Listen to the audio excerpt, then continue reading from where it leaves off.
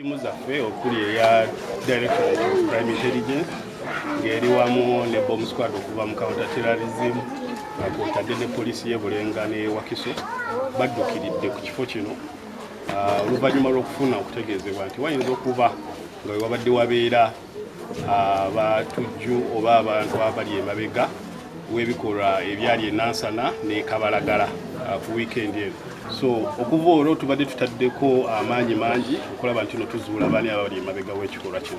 Waliwo omukubbo agambibwa okuba nti abadde omutwe omukulu abadde emabega okutendeka abantu bano butya bwe bayinza okuba nga batega ebintu bino butya bwe babikola butya bwe babipanga akwatiddwa olunaku olwaleero mu kitundu kino.